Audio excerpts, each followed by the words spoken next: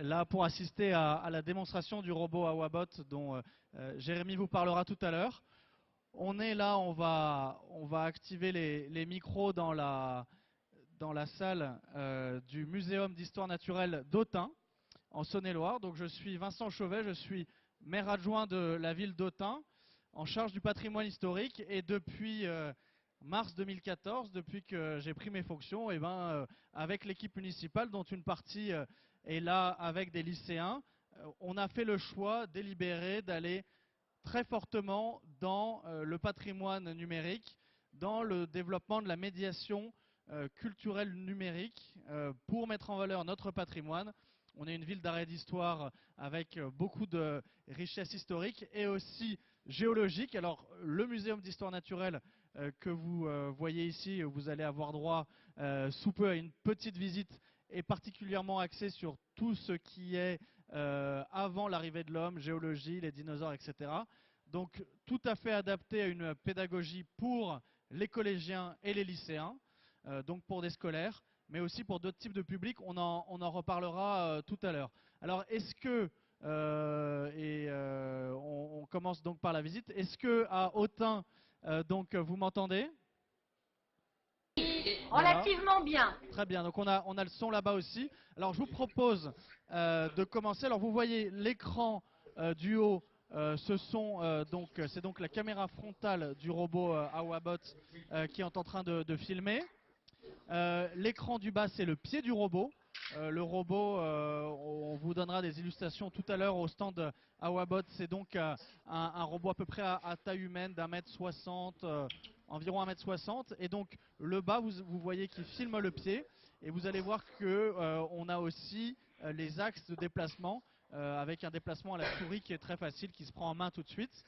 Et à droite, c'est donc Alix, la directrice de la communication d'Awabot, qui va donc faire la visiteuse test. Elle n'a jamais visité le musée Rollin pour l'instant, ni en vrai ni en virtuel, donc elle va vraiment découvrir et être en situation pour voir ce musée. Donc une présentation rapide dans une condition, en condition, puisque une des utilisations qui est déjà prévue, c'est pour des scolaires, pour participer à distance à des visites guidées, notamment pour les départements voisins de la Nièvre ou de la Côte d'Or, avec des déplacements qui coûtent de plus en plus cher, soit pour préparer des déplacements, soit pour les remplacer, qu'ils viennent dans des visites guidées et qu'ils participent directement à la visite, parce que là vous voyez un écran et du son, mais de l'autre côté, il faut imaginer que le robot, à sa tête, a un écran avec ce qu'on voit là, et des haut-parleurs qui permettent une vraie interaction avec le musée. Donc Alix, je vous laisse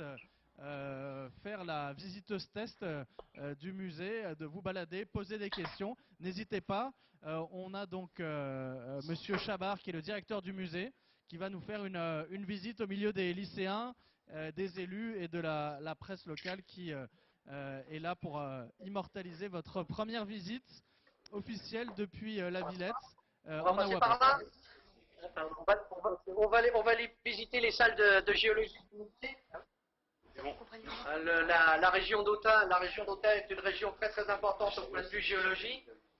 C'est à Autun qu'est née la filière pétrolière à partir des schistes bitumineux en 1830, et le premier étage du musée où l'on est bien présente cette histoire, et en particulier la salle à laquelle on accède raconte cette histoire patrimoniale et les découvertes scientifiques que l'on a dans le bassin d'Autun. Et c'est tout ce que vous pouvez, tout ce que l'on peut voir à l'aide de ce robot, qui a effectivement aussi du contenu enrichi, c'est-à-dire qu'on peut visiter les expositions, mais on peut aussi avoir de l'information supplémentaire qui permet de comprendre, d'apprendre, d'être sensibilisé à l'histoire patrimoniale et géologique et environnementale de la région d'Autun. Une des choses importantes qui est à Autun, c'est une usine qui fabriquait à partir des schistes bitumineux, une roche noire qui est dans le bassin d'Autun, qui fabriquait de l'essence, et qui a fabriqué cela de 1838, déjà au départ de l'huile du pétrole lampant pour éclairer par exemple dans les mines, jusqu'à de l'essence dans les années 1950 pour faire fonctionner les moteurs de voitures, etc. Et là, en plus de ça, tous les fossiles qui racontent l'histoire géologique et l'histoire de l'évolution des espèces et de la biodiversité sont en présentation ici. Et c'est qu'à partir, on voit ces échantillons, mais c'est à partir de cela qu'on pourra avoir du contenu enrichi.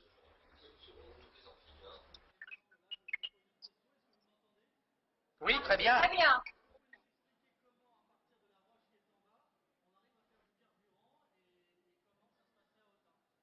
Alors, la roche, elle est noire tout simplement parce qu'elle contient énormément de carbone, du carbone qui provient de la décomposition des végétaux et des animaux qui ont vécu dans notre région il y a 300 millions d'années.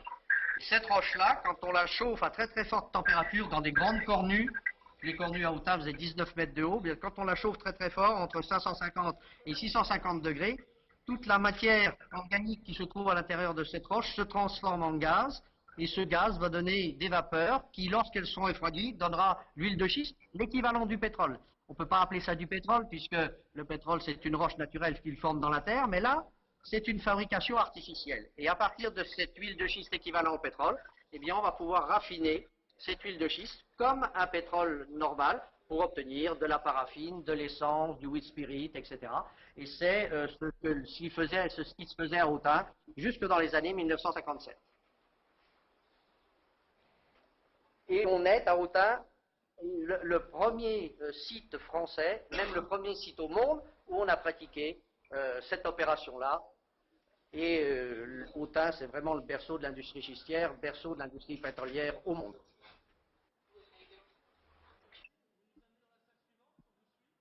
Voilà. Alors là. Ah, est-ce qu'il va passer? Ça passe. Regarde. Ça passe. Oui, oui, oui. Alors là, c'est une. Pas très très loin d'Autun, c'est encore de la géologie, mais pas très très loin d'Autun, il y avait à Blanzy-Monceau-le-Creusot, il y avait des mines de charbon. Et dans ces mines de charbon, on a découvert, les charbons se sont formés ici dans la région il y a 300 millions d'années, et dans ces mines de charbon, on a découvert, si vous pouvez regarder ici par exemple, des animaux et des végétaux qui nous racontent la vie de cette période, de la région d'Autun à cette période. À ce moment-là, il y a 300 millions d'années, on est au niveau de l'équateur. On est dans des pays, donc une zone équatoriale ou une zone tropicale. Et là, vivent des animaux qui sont vraiment typiques de notre région. Et l'intérêt du Muséum d'histoire naturelle et les possibilités du Muséum d'histoire naturelle d'Autun, c'est que c'est vraiment le premier musée au monde qui a ces collections, cette importance de collection. Vous avez dans la salle, mais vous avez aussi en réserve sous vos pieds, la plus grande collection mondiale de nodules fossilifères. Les nodules, c'est ce que vous voyez en haut, vous avez une petite boule, une petite concrétion. Eh bien, dans les caves, nous en avons 120 000 et elles nous racontent l'histoire de l'évolution de la vie dans la région à cette période-là. Et là, évidemment, les scientifiques travaillent dessus, mais après le travail des scientifiques, eh bien, on utilise ce travail des scientifiques pour faire les expositions que vous voyez à côté, c'est-à-dire que notre rôle, nous ici au musée, c'est bien sûr de gérer les collections, mais c'est aussi de transmettre les connaissances que l'on a acquises, que les scientifiques ont acquises, de les digérer sous forme de panneaux d'exposition, mais aussi de fiches d'enseignement, de questionnaires, et puis de transmettre au public que vous avez derrière moi, qui est le public des écoles du patrimoine ou des écoles des professeurs, avec les professeurs de sciences et vie de la Terre, de leur apporter tout l'enseignement nécessaire pour qu'ils puissent effectivement comprendre l'évolution des...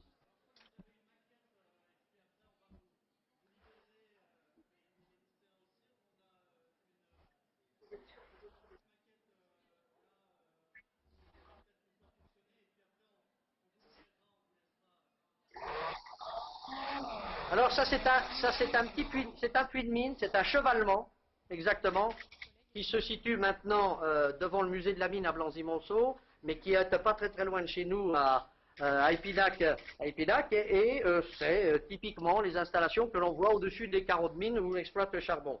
Ce qui est important, puisque j'ai surtout des jeunes qui sont autour de moi, cette maquette-là a été faite par des jeunes, et elle a été donnée par deux jeunes qui sont en photo ici, deux jeunes, il y a maintenant une dizaine d'années, qui ont travaillé sur la problématique du charbon, sur l'histoire du charbon dans la région, et ils ont décidé, avec leur professeur de sciences et vie de la Terre, M. Gérard Philibert, qui est un professeur que les jeunes vous connaissez peut-être, avec M. Philibert, et bien leur professeur, ils ont décidé de traduire ce qu'ils avaient compris, appris en venant visiter le musée et en allant sur le terrain, ils l'ont traduit sous forme de cette maquette de chevalement. Alors c'est très très important parce qu'on voit bien effectivement que le travail que l'on peut avoir en commun, le travail pédagogique qu'on peut avoir en commun avec des élèves, là, peut rapporter des opérations magnifiques comme ça. Ce qui est aussi intéressant, c'est que l'un des jeunes qui a fait cette maquette-là est maintenant ébéniste.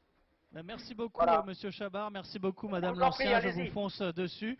Merci beaucoup, Madame Joyeux, Madame Nicolao Valacci. On va vous libérer. Merci de nous avoir fait une Au visite. revoir la Villette, merci à vous. Au revoir à tous. Voilà, on a fait le tour. On a fait donc tout le premier étage du musée avec 5 salles en enfilade. Là, on n'a malheureusement pas le temps, mais on arrive dans la galerie des minéraux avec tout ce qu'on peut voir et aussi découvrir de phosphorescence, de fluorescence. Et je vais Vincent, tu es maintenant. encore avec nous? Voilà, je vous laisse. Merci à tous, à Autun et à bientôt alors. Et donc je laisse la parole maintenant au patron d'Awabot qui va vous présenter un peu plus la société et son robot BIM et BIM+. Voilà. Merci Vincent. Donc effectivement, là, vous avez vécu l'expérience de la téléprésence robotisée. Donc un robot de téléprésence, en fait, c'est un moyen de se télétransporter ailleurs, d'avoir le don d'ubiquité, d'être à 2 endroits à la fois, et donc de découvrir de nouveaux lieux. Ben, aujourd'hui, on a eu la chance d'aller à Autun. Merci Vincent pour cela.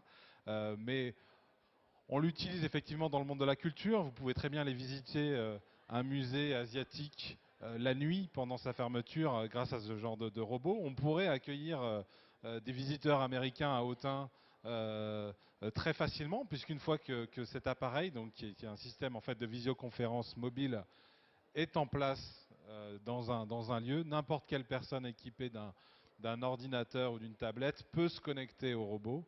Donc vous pouvez donner accès à n'importe qui. Aujourd'hui, on l'utilise donc pour effectivement, ça peut être dans le monde de l'éducation, en disant j'ai un sujet qui est entre autres étudié ou présenté au musée d'Autun. Je vais prendre 10 minutes pendant mon cours, sans bouger mes élèves, pour aller leur montrer la réalité, ce qui existe, vraiment les choses au musée, et tout en restant dans la classe.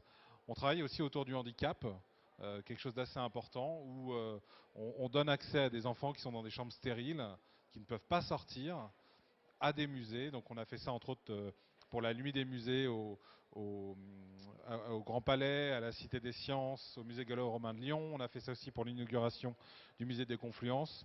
Et vous donnez vraiment la possibilité à une personne qui ne peut pas bouger, qui n'a pas vraiment d'interaction avec le monde extérieur, à non seulement pouvoir interagir, mais pouvoir être maître de son action et contrôler ses mouvements. Et ça a vraiment apporté beaucoup à ces enfants qui sont aujourd'hui enfermés dans leur chambre. Donc c'est des choses qu'on commence. Awabot, c'est une société qui est assez jeune. C'est un produit qui a bientôt 1 an, qui tourne bien, qui est un produit industriel qui est robuste. Et donc on espère que petit à petit, on va pouvoir développer ce genre de choses. Aujourd'hui à l'intérieur, donc on le fait dans un musée, mais on pourrait très bien imaginer avec des modèles un peu plus 4x4 d'aller visiter la ville d'Autun, les merveilles de la ville d'Autun et son patrimoine archéologique, entre autres, grâce à ce genre de robot. Donc voilà, n'hésitez pas à venir nous voir dans l'espace de démonstration. Vous pouvez tester le robot et voir la facilité d'utilisation du robot. Merci beaucoup. Merci Vincent. Il y a peut-être des questions, sinon, si vous n'avez pas de questions, je pense qu'on passe à la démonstration suivante. Merci en tout cas d'avoir suivi et donc n'hésitez pas à venir au stand et n'hésitez pas aussi et surtout, c'est pas un prétexte maintenant qu'il y a un robot, à venir à Autun en Saône-et-Loire, découvrir le Muséum d'histoire naturelle mais aussi le musée Rollin, le tympan de la cathédrale, les temples gallo-romains, notre amphithéâtre, etc.